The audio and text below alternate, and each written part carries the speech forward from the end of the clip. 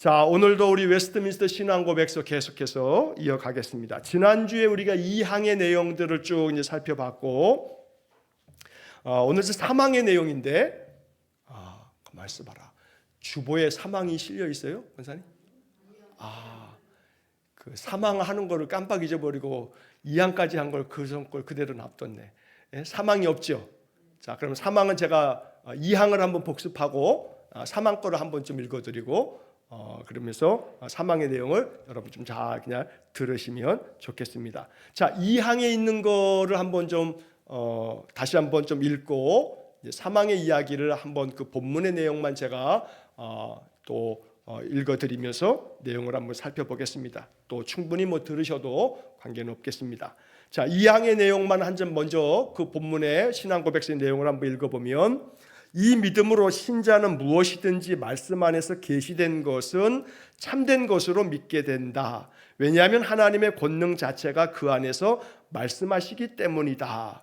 자, 믿음으로 신자가, 우리 예수 믿는 사람들이 신자가 무엇이든지 말씀 안에서 계시된 것이 참된 것이다 라고 하는 것을 믿게 된다. 그러니까 신자가 믿게 되는데 그게 믿음으로 그렇게 된다는 건데, 우리가 그 1항에서 믿음이라고 하는 것이 하나님이 주시는 은혜의 선물이다, 은사다라는 얘기를 1항에서 여러 가지로 얘기를 했는데, 자, 여기 2항에서는 말씀 안에서 계시된 것이 참되다는 것이 믿어지는 겁니다. 자, 이 믿음이 하나님의 권능 자체가 그 안에서 말씀하시기 때문이다 라는 설명이 붙어 있는데, 즉 말씀 안에서 계시된 것, 이게 이제 기록된 성경이거든요. 자, 이 성경 안에 하나님의 권능 자체가 그 안에서 말씀한다 라고 하는 것이, 하나님이 이 성경에 담겨져 있는 이 계시된 약속의 말씀을 통해서 이 말씀 가운데 이 말씀을 이루시는 것으로서 하나님의 권능, 즉 하나님의 능력이 이 말씀을 통해서 이루어지고 성취되고 펼쳐진다. 그래서 믿는 신자는 바로 이렇게 말씀 안에 계시된 것이 참되다라고 하는 것을 믿게 된다. 이 믿음이라고 하는 것의 내용을 지금 설명하고 있는 겁니다. 믿음이라는 게 도대체 뭘 믿는 거냐?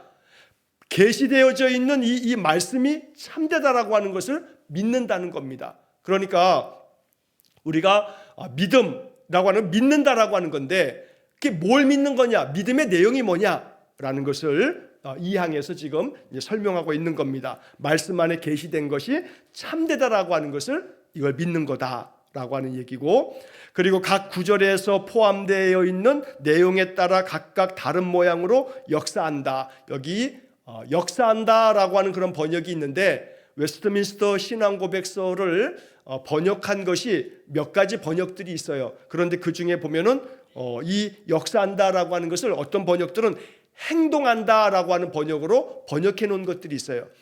그게 훨씬 더 쉽게 와닿을 수도 있어요. 다시 말하면 신자는 이 말씀 안에서 계시된 것, 즉 성경을 말하는 겁니다. 이게, 자, 이 성경의 각 구절에, 성경의 각 구절들, 이 각 구절에 포함되어져 있는 이 내용에 따라서 행동한다라는 겁니다. 그러니까 믿음이라고 하는 게 뭐냐? 믿음은 말씀 안에 계시된 것이 참되다라고 하는 것을 받아들이는 거고, 그리고 믿음이라고 하는 것은 이 성경에, 이 말씀 안에서 계시된 이 성경 각 구절에 포함되어져 있는 내용에 따라서 행동하는 게 믿음이다라는 겁니다. 그래서 믿음이 뭐야? 라고 누가 물으면 웨스트민스터 신앙고백서 제14장 2항에 보면 믿음이라고 하는 것은 말씀 안에서 계시된 것, 이 성경에 계시된 것이 참되다라고 하는 것을 받아들이는 게 믿음이고, 그리고 이 말씀의 각 구절에 포함되어져 있는 그 내용에 따라서 행동하는 거, 이게 믿음이야. 이렇게 고백하고 있는 겁니다. 이게 거의 한 400년 넘도록 장로교회 또 개신교회의 신앙 고백으로 받아들여지고 있는 겁니다. 그래서 누가 믿음이 뭐냐라고 하면 이렇게 설명을 하시면 그게 믿음이 가장 온전하게 설명되어지는 그런 내용이 된다는 겁니다. 자, 그래서 그렇게 각 구절에 포함되어져 있는 내용에 따라서 행동을 하고 또 각각 다른 모양으로 행동한다. 그러니까 사람이 가지고 있는 그 믿음이 왜 나처럼 똑같이 행동 안 해? 라고 하면 안 되는 거예요.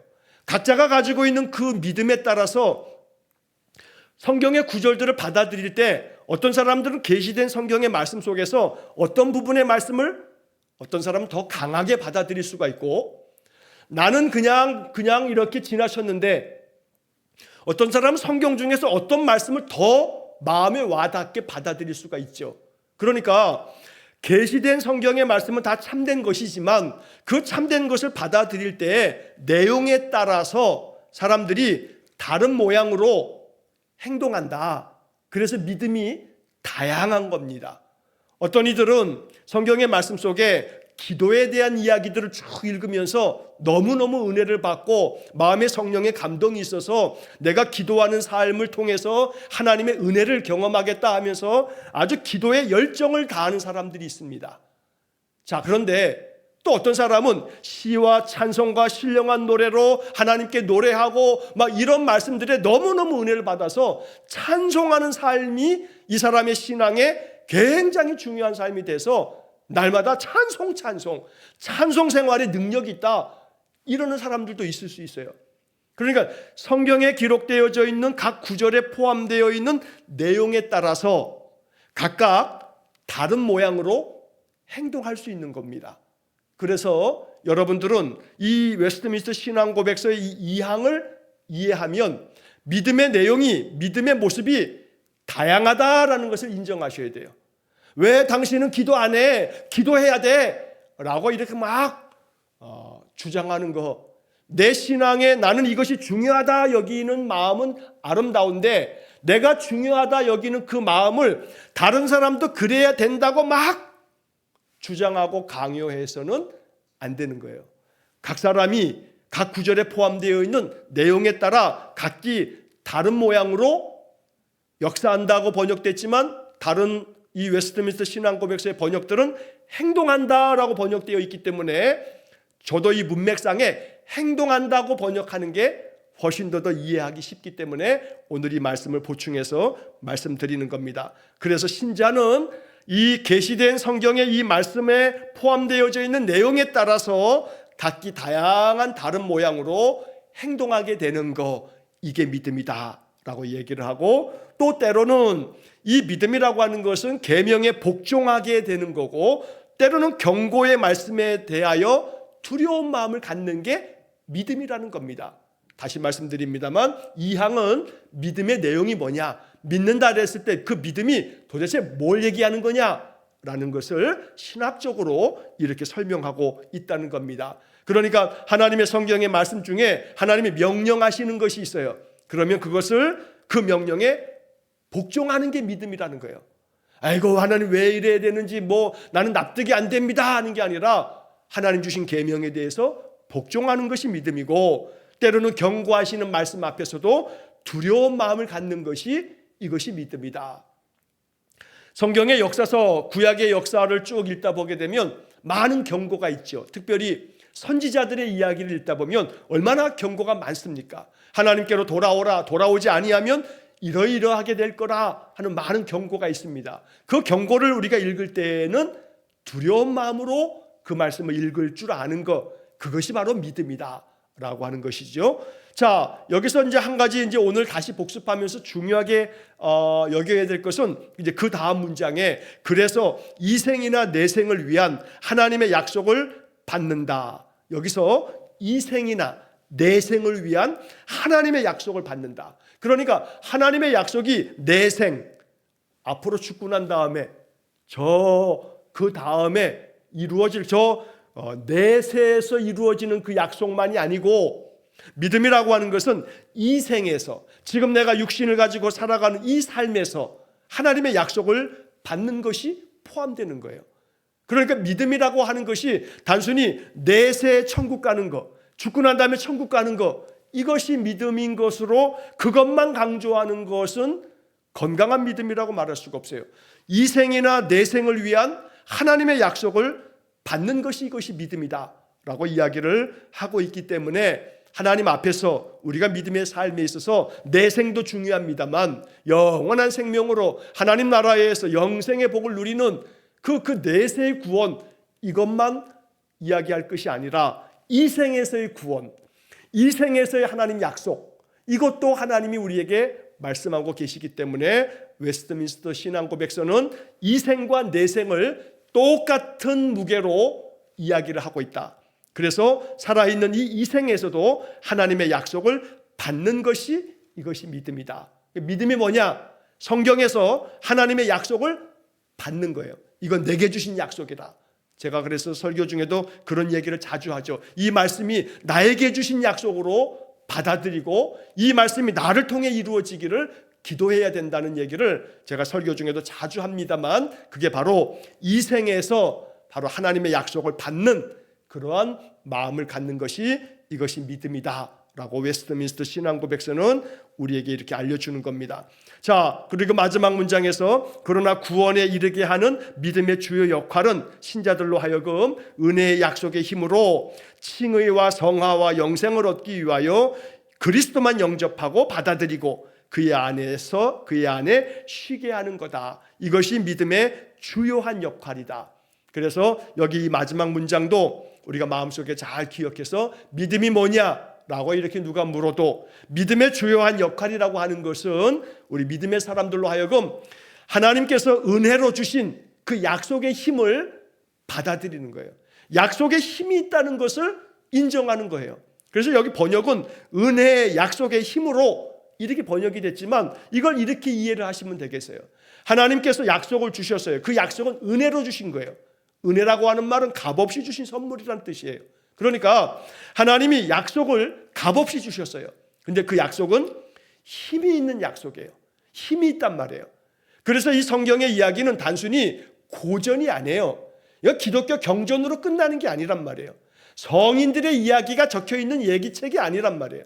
이건 약속의 책이기 때문에 우리가 옛날 약속의 구약, 새로운 약속의 신약, 성경은 약속의 책이고 가장 중요한 신앙 고백은 이 약속은 힘이 있다라고 하는 것이 이 웨스트민스터 신앙 고백서의 아주 중요한 그런 내용인 겁니다. 그래서 이 약속에 힘이 있어서 그 힘으로 말미암아 우리 믿음의 사람들이 의롭게 되어지는 칭의와 거룩해지는 성화와 또 영원한 생명을 얻기 위해서 예수 그리스도를 영접하고 받아들이게 되는 것, 이게 믿음이다. 그러니까 마지막 여기서 그리스도를 영접하고 받아들이는 것, 이게 믿음이다. 그런데 그렇게 예수 그리스도를 받아들이면 우리에게 무엇이, 어떤 것이 약속되어 있는가? 칭의, 성화, 영생이 약속되어 있다는 겁니다. 다시 한번 여기서 이 말하는 영생이라고 하는 것이 아까 얘기했던 내생에 이루어지는 영생이라고만 국한해서 생각하면 안 된다. 영생이라고 하는 것은 내생에서도 그렇고 이생에서도 그렇고 우리는 영생의 삶을 지금도 살아가는 것이다 라고 하는 분명한 신앙 고백을 가지고 있어야 합니다. 자, 그래서 이 땅에서의 그 영생을 제가 그래서 이 영자를 바로 이 길 영자를 쓰지 아니하고 영화로울 영자를 쓰는 것이 좋겠다 하는 얘기를 제가 자주 말씀을 드리죠. 영광스러운 삶을 살아가는 것이 이 생에서의 영생이다 라고 저는 그렇게 고백을 합니다. 그래서 나의 하루하루의 삶에서 하나님이 내게 주신 은혜의 약속이 나의 삶에서 늘 평강을 내게 주고 또 내게 지혜를 주고 용기를 주고 여호와 하나님 임마누엘 하나님을 내 마음속에 받아들이고 믿음으로 인해서 담대해지고 그래서 오직 내가 예수 그리스도로 말미암아 복된 삶이요 은혜의 삶이요 평강의 삶을 살아갈 때 영광을 하나님께 돌리는 그런 삶이 이 생에서 누려야 할 영생이다. 영광스러운 그런 생명이다 라고 이렇게 이해하면 좋겠습니다. 자, 사망의 이야기를 제가 한번 쭉 읽어드리고 앞에 있는 몇 가지 이야기들을 한번 나누도록 하겠습니다. 사망에서는 이러한 이야기가 적혀져 있습니다. 이 신앙은 약할 때도 있고 강할 때도 있다. 이게 첫 번째 문장입니다.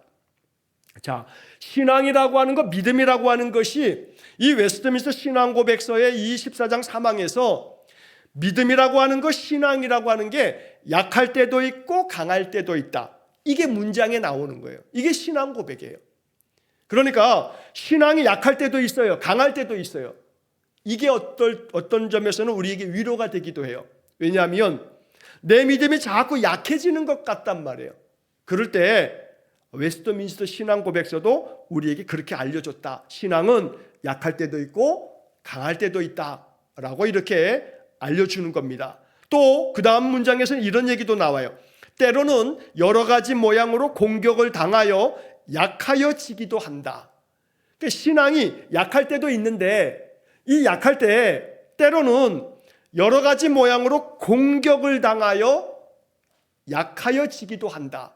이게 사망의 이 두 번째 문장이란 말이에요. 자, 이 두 가지 문장을 우리가 잘 음미하면 좋겠습니다. 특별히 신앙이 강할 때는 관계없어요. 또 특별히 신앙이 강할 때를 사모해야 되겠죠. 신앙이 약해지지 않도록 해야겠어요.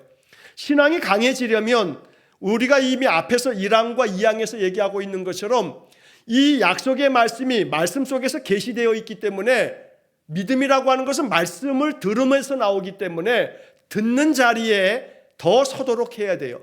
그러니까 성경도 읽고 통독도 하고 또 필사도 하고 또 예배 시간에 또 선포되는 설교도 듣고 그러면서 자꾸 마음속에 하나님 듣겠습니다. 내게 말씀해 주십시오. 자꾸 이렇게 하셔야 돼요.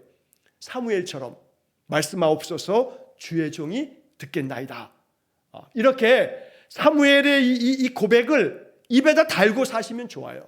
말씀하옵소서 주의 종이 듣겠나이다. 매일같이 순간순간 자꾸 그렇게 한번 해보세요. 말씀하옵소서 주의 종이 듣겠나이다. 계속 그렇게 읊조려 보세요. 이 어린 사무엘이 엘리 제사장이 가르쳐준 대로 그렇게 하니까 하나님의 음성이 다시 들렸을 때 말씀하옵소서 주의 종이 듣겠나이다. 여러분 이 마음의 자세가 대단히 중요한 영성의 한 부분이 돼요. 자꾸 그러시다 보면 어느 때 어느 순간 내 마음속에 하나님이 말씀하시는구나 하는 것이 느껴질 때가 있어요. 여러분 꼭 이것을 실천해 보시기 바랍니다. 말씀하옵소서 주의 종이 듣겠나이다. 이것을 입에 달고 사세요.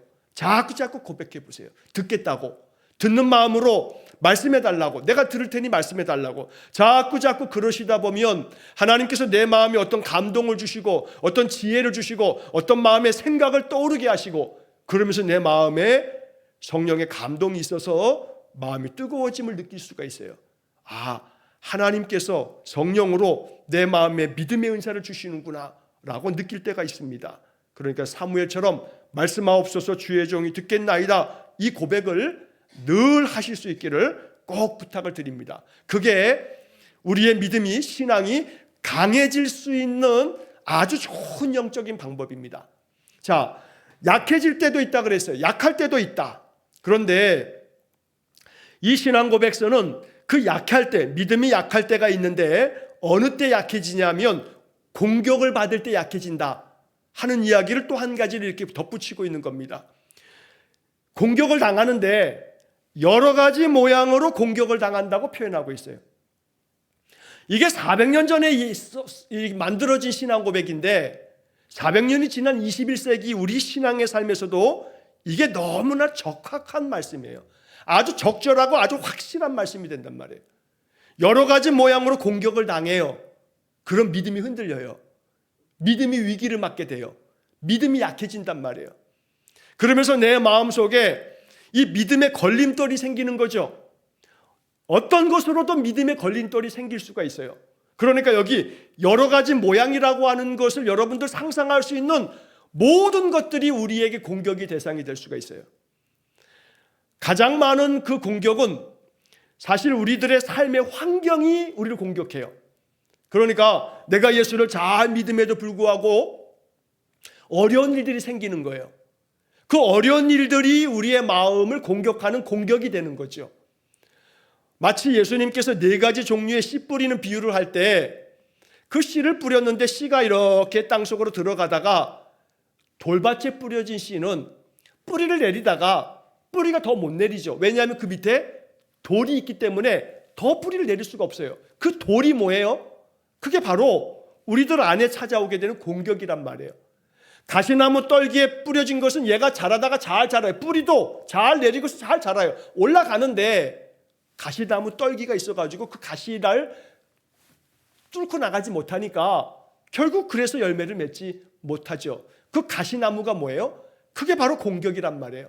여러 가지 모양으로 공격을 당하게 되는데 가장 많은 경우가 어려운 일 당할 때, 그 어려운 일이 겹겹이 내게 찾아올 때, 고난이, 시련이 여러 가지 참 너무나 감당하기 어려운 그런 문제들이 내게 막 닥쳐올 때, 그러면 우리의 마음의 믿음이 자꾸 꺾여요. 그럴 때 그럴수록 하나님 앞에 더 기도하고 더 매달리고 더 말씀 안에 들어와야 되는데 그렇지 못할 때가 있어요. 또 한 가지는 이 여러 가지 모양 중에는 사람들 때문에 공격을 당해요. 사람 때문에 시험받을 때가 많아요. 이 사람 때문에 시험받는 것 중에서 가장 큰 것은 믿는 사람들 때문에 시험받으면 믿음이 꺾일 때 많아요. 그래서 가나안 신자들이 코로나 이후로는 예전에는 한 20% 된다, 15%, 20%다 그렇게 통계가 나온 바 있는데 지금은 30%가 넘는다. 그런 통계를 거의 한국교회가 아주 그냥 그건 데이터가 얘기해 주는 거라고 얘기를 해요. 그러니까 코로나 이후로는 한 10% 이상이 더 늘어난 거예요. 교회는 안 나가는 거죠. 코로나라고 하는 환경 때문에 공격을 받기도 했어요. 그런데 그리고 난 다음에 여러 가지 삶에 문화도 그렇고 너무나 교회 안 나가도 좋은 환경이 돼버린 거죠. 왜냐하면 이게 사실은 양면성이 있는 거예요. 양면성이. 다 그런 건 아닙니다만 우리가 이 코로나 시대가 되면서 디지털 환경이 아주 급속도로 확 들어와가지고 예전에 유튜브로 우리가 예배 드릴 수 있었나요? 실시간 예배가 있었냔 말이에요. 다 녹화된 것을 보거나 방송 설교도 다 녹화된 거 옛날에 테이프 만들어서 설교를 듣기도 하고 막 그러지 않았습니까? 그러나 이제는 그런 아날로그 시대가 아니라 디지털 시대, 실시간으로 방송하는 시대가 코로나 때문에 생겼어요. 그래서 코로나 때 우리가 신앙생활을 그나마 유지할 수 있는데 많은 도움이 됐어요. 그런데 이게 양면성이 있는 거예요. 코로나가 끝났어요. 그러면 그들이 다시 대면 예배로 교회 공동체 안으로 돌아와야 되는데 안 돌아온 사람들도 많고요. 우리가 신앙 안에 다시금 교회 안으로 돌아와서 교회에서 신앙생활을 하면서 물리적으로 수요일날 예배당에 이렇게 나오시지 못해도 우리 이금순 권사님 인천에서 우리 연세 많은 우리 권사님이 이 수요일 저녁에 여기까지 왔다가 어떻게 가시겠어요? 그러나 수요일 저녁에도 집에서 이렇게 함께 같은 시간에 예배할 수 있으니까 신앙적으로 아주 보조적인 그런 역할을 톡톡히 하는 거죠. 한 말씀을 듣고 함께 찬양하고 함께 기도할 수 있으니까요. 자, 그러나 문제는 뭐냐 하면 이렇게 가나안 신자들 중에 그렇게 많은 디지털 환경 속에서 교회를 떠나가도 마음만 먹으면 예배할 수 있는 환경이 너무나 많으니까요. 자, 이거는 그나마 그래도 그렇게라도 예배하는 사람들이 있으니까 다행인데 더러는 많은 경우에 여기 여러 가지 모양으로 공격을 당한다라고 하는 얘기가 교회 공동체 안에서 신앙생활을 하다가 신자들로 인해서 예수 믿는 우리 교회 다니는 어떤 사람들로 인해서 마음이 상하면 그러면 신앙생활을 하는데 이게 공격이 된단 말이에요. 더러는 그것이 목사 때문에 그럴 수도 있어요. 제가 그래서 늘 여러분들에게 양해의 말씀을 드리는 거예요. 제 마음의 본심은 그게 아닌데 혹여라도 목사로 인해서 아이고 마음이 상했어 라고 하는 마음이 있다면 제발 여러분 부탁을 드립니다. 저도 모르는 사이에 저도 실수할 수 있기 때문에 저로 인하여서 여러분들의 마음이 공격당하지 않기를 정말로 빌고, 만약에 그런 일이 있으면 저에게 좀 와서 말씀해 주시면 제가 허물이 있으면 제가 사죄를 드리고 제가 용서를 구할 겁니다. 저로 인해서도 여러분들이 믿음이 여러 가지 모양으로 공격당할 수 있다는 얘기를 드리는 거예요. 뿐만 아니라 장로님들로 인해서, 권사님들로 인해서, 어떤 아무개 집사님으로 인해서, 같이 교회 다니는 신자들로 인해서 내 마음이 상처받을 일을 당할 수도 있어요. 그러면 그렇게 되면 신앙이 공격을 받아요. 그래서 내 신앙이 꺾여지고 약해져요. 그러니까 여러분들 여기 지금 이 웨스트민스터 신앙 고백서가 왜 이런 문장을 신앙 고백이라고 써놨겠어요? 400년 전에도 이런 공격을 당하는 사람들이 많으니까요. 그래서 이거는 앞으로도 마찬가지예요. 예수님 오실 때까지 우리 신앙이, 우리의 믿음이 공격을 당해서 약해질 때가 많아요. 여러 가지 모양으로. 그 중에서 환경 때문에 그럴 일도 있지만 사람 때문에 그럴 일들이 많다. 그러나 그 사람으로 인하여 내 마음의 믿음이 꺾여질 만한 많은 상처와 아픔들이 있어도 하나님 앞에 이 문제를 가지고 나와 기도하면서 이 문제를 넘어서고 이겨낼 수 있기를 간절히 축원합니다. 무엇보다 우리는 공격당할 수 있다는 사실, 그래서 내가 공격당하고 있구나라고 하는 것을 잘 알아차릴 수 있는 영적인 센스가 있기를 축복합니다. 이거 알아차리셔야 돼요. 아, 내가 목사님으로부터 내가 공격을 당하고 있구나. 아, 내가 장로님 때문에 내가 공격당하고 있구나. 아, 내가 아무개 권사님, 집사님 때문에 내가 공격당했구나. 그래서 내 믿음이 지금 흔들리고 있구나.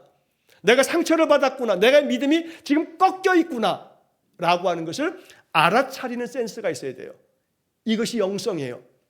공격당할 수 있어요. 그래서 믿음이 약해질 수 있어요. 그러나 그것을 뛰어넘어야 돼요. 뛰어넘어야 돼요.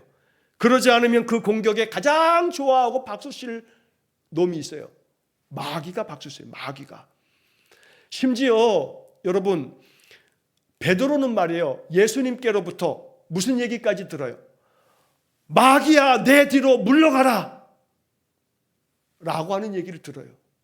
사탄아, 내 뒤로 물러가라 라고 하는 얘기를 듣는단 말이에요. 베드로가 신앙 고백을 했잖아요. 주는 그리스도시요 살아계신 하나님의 아들이십니다. 예수님께서 베드로에게 축복하셔서 천국의 열쇠를 줬단 말이에요. 네가 이 땅에서 풀면 하늘에서도 풀리고 이 땅에서 매면 하늘에서도 맬 거다. 내가 너에게 천국 열쇠를 주겠다 하고 말씀하셨어요. 그리고 난 다음에 예수님이 고난당하실 것과 죽으실 것과 부활하실 것을 처음으로 얘기하셨어요. 그러니까 베드로가 항변하며 그리 되지 아니해야 된다 하면서 그렇게 주장을 하다가 예수님 베드로에게 얘기하시죠. 뭐라고 얘기해요? 사탄아, 내 뒤로 물러가라. 네가 하나님의 일을 생각지 아니하고 사람의 일만 생각한다. 여러분, 이쯤 되면 이 베드로에게 정말 엄청난 시험이 될 수도 있어요. 베드로는 그걸 뛰어넘어요. 예수님이, 선생님이 나에게 사탄이라고 얘기했대요. 사탄이라고. 제가 예전에도 한번 그런 말씀을 드린 적이 있는데, 만약에 목사가 아무개 성도에게 집사님은, 권사님은, 장로님은 사탄이요 라고 얘기하면 여러분 충격받지 않은 사람이 있겠어요? 어떻게 그런 얘기를 하냐 이 말이에요. 그런데 예수님은 주저함 없이 그런 얘기를 하셔요. 근데 베드로는 그 말씀을 듣고도 그 영적 공격 앞에서도 베드로는 그걸 뛰어넘어요.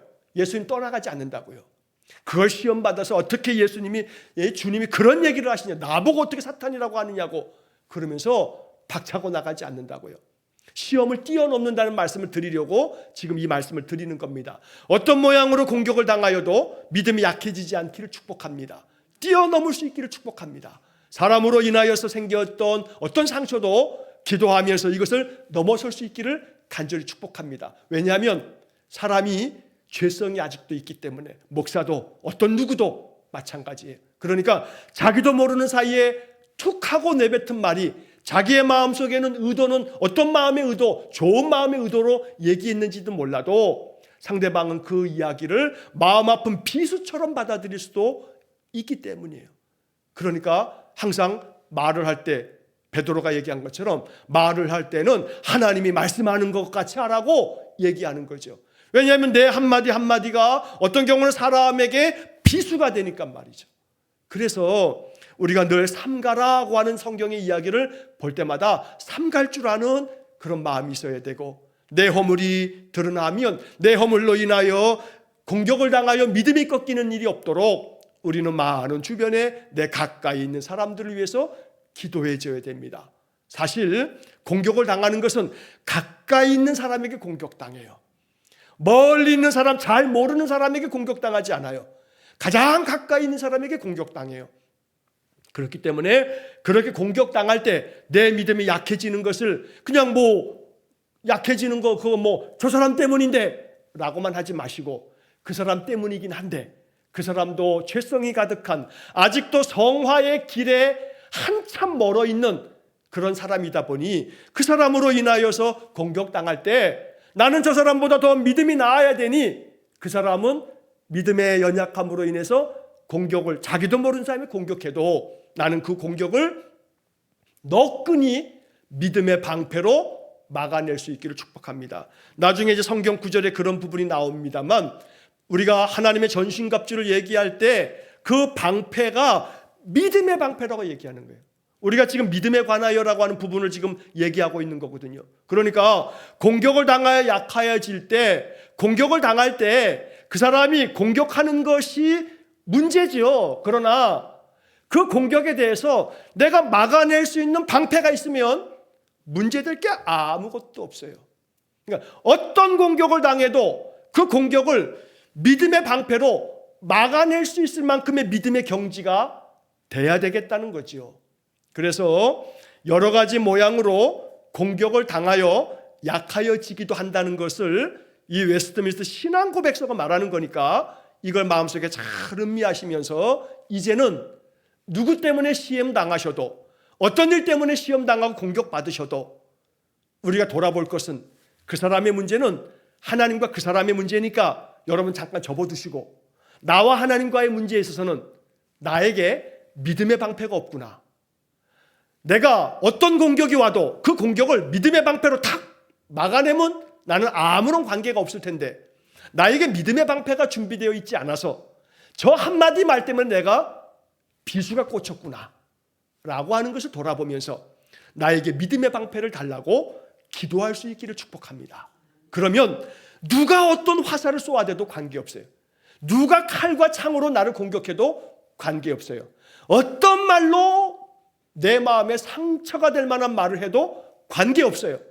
나에게 믿음의 방패가 확실해지면, 그러면 어떤 종류의 환경이, 어떤 고난이 내게 찾아와도 믿음의 방패가 확고하면 다 막아낼 수 있어요. 나는 아무런 상처를 받지 않아요. 아무런 믿음의 타격을 받지 않아요. 그래서 이 사망을 통해서 우리의 믿음, 약할 때도 있고 강할 때도 있지만, 그러나 약할 때는 여러 가지 모양으로 공격을 받아서 약해지기 때문에 여러 가지 모양으로 공격을 당할 때 우리가 마음속에 항상 기억해야 할 것은 믿음의 방패가 견고하고 확실하면 어떤 공격도 효과가 없다. 나는 아무런 타격을 받지 않는다. 그래서 그 정도가 돼야 믿음의 이 경지가 높은 사람이 되는 거예요.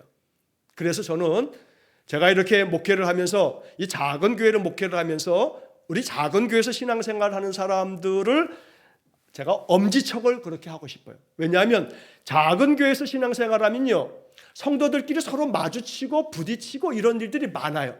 사람들이, 현대 교인들이 왜 큰 교회 가는 줄 아십니까? 큰 교회 가면 사람들하고 부딪힐 일이 별로 없어요. 큰 교회 가면 사람들이 많으니까 뭐 일꾼들도 많고 열심히 있는 사람들이 막 일하고 나는 별로 일하지 않아도 관계없어요.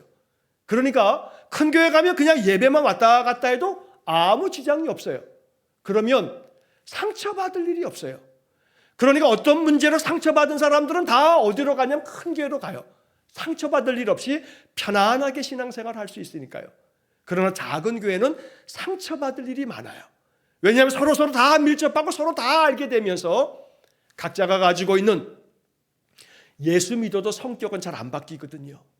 성품은 그리스도 안에서 끊임없이 변화되어져 가려고 애쓰니까 성품이 더 온화해지면서 예수님 닮아가려고 애씁니다만 그 가지고 있는 그 본질상의 성격이 잘 안 바뀌거든요. 급한 사람은요, 예수 믿어도 급해요. 느긋한 사람은요, 예수 믿어도 너무너무 느긋해요. 그런데 각각의 성격이 사람들의 마음속에 번거로움을 끼칠 수 있는데 그런 번거로움이 자주자주 노출되어지는 게 작은 교회예요. 그러다 보면 여러 가지 모양으로 공격을 당하여라는 이 부분이 실제적으로 정말로 많이 일어나는 데가 뭐냐면 작은 교회예요. 그렇기 때문에 작은 교회에서 신앙생활을 하는 사람들은 오히려 영적으로 더 단련이 잘 되어져요. 거기서 견디고 또 이기고 그러면서 잘 지나면서 신앙이 그 속에서 굳어지면서 굳건한 그러한 믿음이 되어진단 말이에요. 그래서 우리의 신앙이 굳은 살이 좀 많이 박혀야 돼요. 여러분, 강한 사람이 누가 강한 사람이에요? 많은 싸움에서 이기고 지고 막 그러면서 맷집이 센 사람이 강한 사람이죠. 주먹이 강한 사람이 아니에요. 주먹이 강해봐야 한 사람 내 팍 치면 그 사람 나가 떨어질지 모르지만 그 사람이 다시 일어나서 나 한번 툭 쳤는데 내가 못 일어나면 그건 강한 사람이 아니에요. 주먹이 강한 게 아니고요. 뭘 두들겨 맞아도 다시 일어설 수 있는 사람이 강한 사람 아닙니까? 맷집이 강해야 강한 사람이에요. 신앙도 마찬가지예요. 마귀가 아무리 온갖 것을 가지고 나를 공격해도 믿음의 방패로 다 막아내고 어떤 공격을 당해도 맷집이 얼마나 강한지 쓰러졌다가 또 일어나고 쓰러졌다가 또 일어나고 자빠져서 그냥 막 코피를 질질 흘렸다가도 또 일어나고 옛날에 홍수환 선수처럼 7.8기 넘어지면 또 일어나고 맷집이 강한 사람이 강한 사람이다. 그런 점에서 여러 가지 모양으로 공격을 당해도 쓰러지면 약한 사람이죠.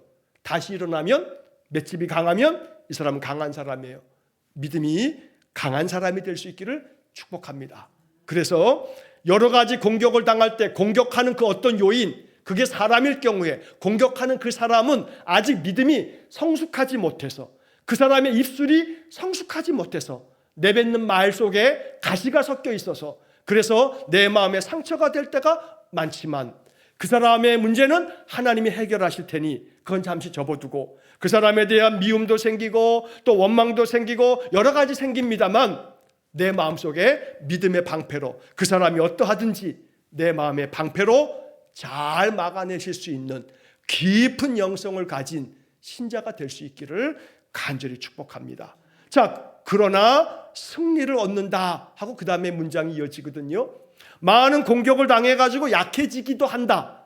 그러나 승리를 얻는다 라고 얘기를 하는 겁니다. 그래서 세상을 이기는 승리는 이것이니 우리의 믿음이니라 라고 얘기하는 겁니다. 그래서 믿음으로 승리할 것을 이 사망에서는 강조하고 있는 겁니다. 그래서 오늘은 여기까지 이야기를 하고 다음 주에 그 사망의 나머지 두 개의 문장을 더 좀 살펴보도록 하겠습니다. 오늘 무엇보다 이 항의 이야기 중에서 강조하고 싶은 것은 이 생에서나 내 생에서나 하나님의 약속을 받는다. 이것이 믿음이다.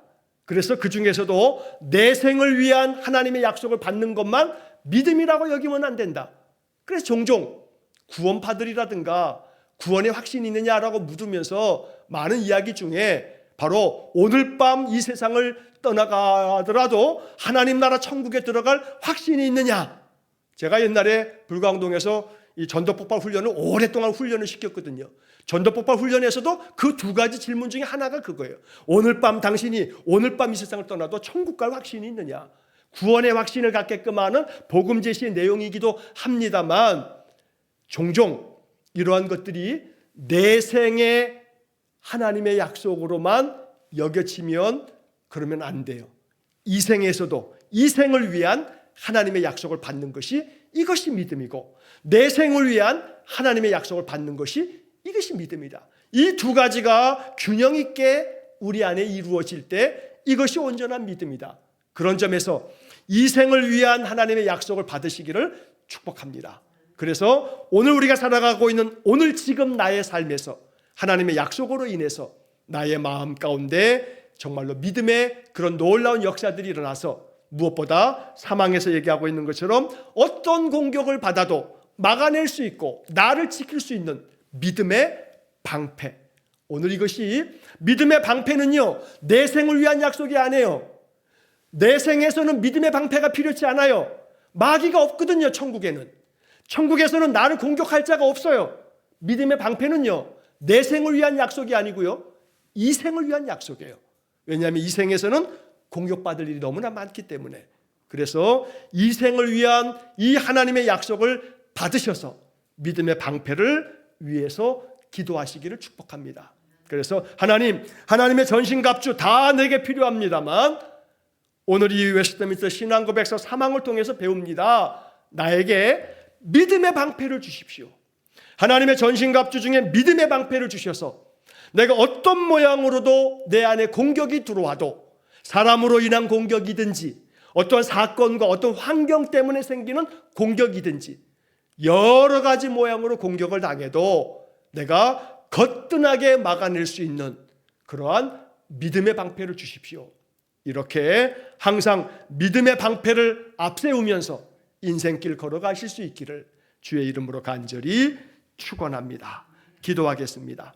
자비로우신 하나님, 웨스트민스터 신앙 고백서의 그 고백을 하나씩 살피면서 이것을 통해서 우리의 신앙을 더욱더 견고하게 다져갈 수 있도록 도와주옵소서. 그래서 우리의 신앙이 약할 때도 있고 강할 때도 있음을 깨닫게 해주시고, 무엇보다 우리의 인생 가운데 여러 가지 모양으로 공격을 당할 때 그로 인하여 믿음이 약하여지거나 믿음이 꺾여서 돌이킬 수 없을 만큼 믿음의 낙담에 빠지지 아니하도록 하나님 우리를 지켜주시길 원합니다. 그래서 에베소서에서 말씀한 것처럼 하나님의 전신갑주를 취하여 입으라 하셨고 믿음의 방패를 말씀하셨으니 우리에게 믿음의 방패를 주셔서 그 어떤 공격도 능히 막아낼 수 있는 은혜를 내려 주옵소서. 그로 말미암아 날마다 승리하는 삶을 살게 도와주옵소서.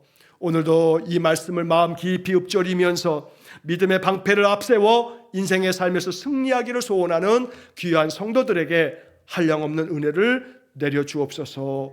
예수님 이름으로 기도하옵나이다. 아멘. 우리 구주 예수 그리스도의 은혜와 하나님 아버지의 극진하신 사랑과 성령의 교통하심이 이 생이나 내 생을 위한 하나님의 약속을 마음 깊이 받아 늘 날마다 어떤 모양으로 공격이 와도 믿음의 방패로 능히 물리치고 승리하기를 소원하는 머리 숙인 귀한 성도들 위해 영원토록 함께 하시길 축원하옵나이다.